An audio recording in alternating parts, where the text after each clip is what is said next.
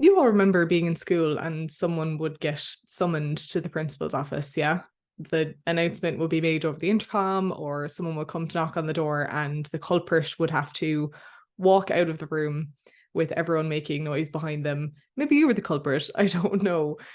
But now imagine that you're Sergio Perez, you're 33 years of age, and this is happening to you, and it's not the principal's office you're being called to, but Christian Horner's office. And it's not even for the first time. And it's not even for the first time in just the last couple of months. You're not going to be happy about that, are you?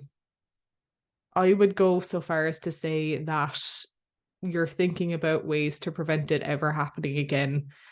So maybe you think about cutting loose altogether. Now, report to the principal's office.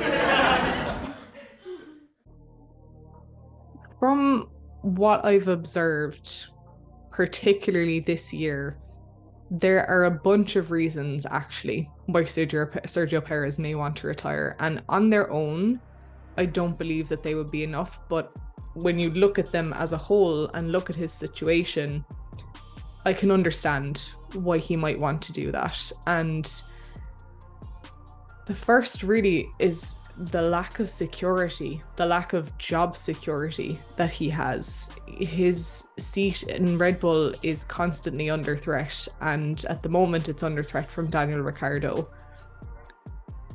The other part of it, which is, again applies to any job, is that he doesn't have support. He's not going to receive help from his teammate. Indeed, he's not likely to even receive help from his team.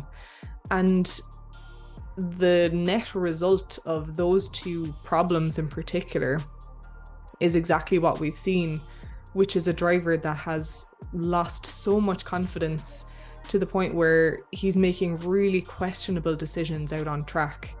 And those questionable decisions are starting to tarnish a reputation that it's taken him so long to build. It's taken him over a decade to build.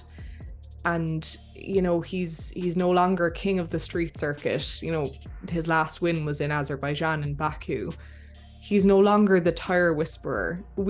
Teams used to look at what Sergio Perez tires were doing during a race as a marker and as a litmus test for what they should perhaps do with their own strategy, because he was capable of making the tires last for so long a period in the most difficult of conditions. He's not doing that anymore.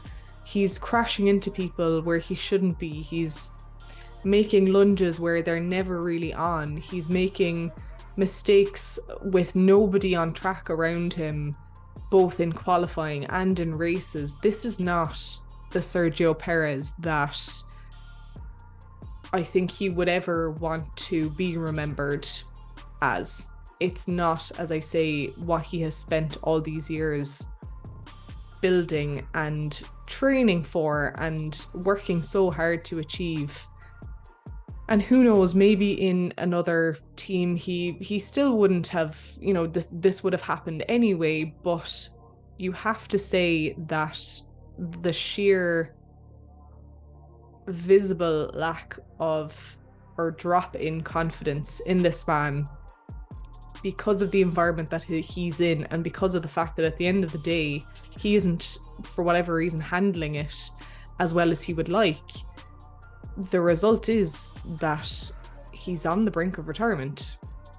The other reason that he could retire here is a product of everything I've just mentioned, and that is that he wants to take back control of the narrative of his career, and he wants to close it out with at least some level of ownership and in front of a home crowd. And I can understand that. It's, obviously the threat of being replaced by Daniel Ricciardo has been looming over Checo for some time now. And if he were to retire, I think it's safe to assume that Daniel would take his seat.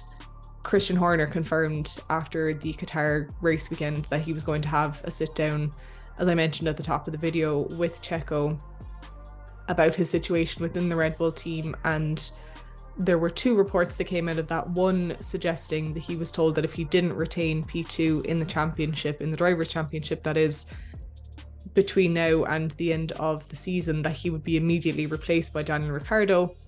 And the other report was what I'm discussing now, which is that he was going to take back control of that narrative and retire at the Mexican Grand Prix. I think whatever happens at the Mexican Grand Prix, I do hope that Sergio Perez and his team find a way to take back that control and figure out a way that is best for him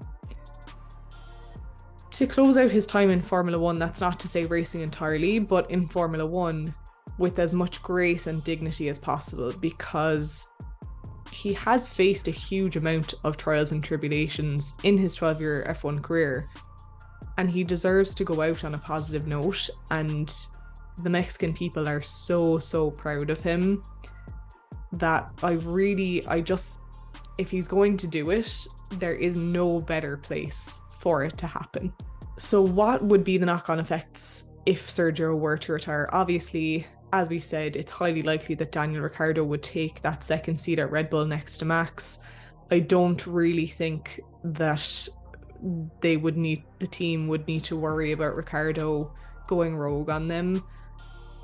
I think maybe Sergio Perez, from what we've seen, was given unrealistic expectations, or the understanding of his place within the team perhaps just wasn't outlined clearly enough for him, or maybe he thought that he could outperform it and overcome it. That is Max Verstappen's team at the end of the day, and Daniel Ricciardo knows that firsthand from having been there and left largely because of that. So Ricciardo comes in, takes the second seat at Red Bull. That then leaves the door open for Liam Lawson to take that second AlphaTauri seat next to Yuki Tsunoda on a more permanent basis, however permanent anything is in the Red Bull world.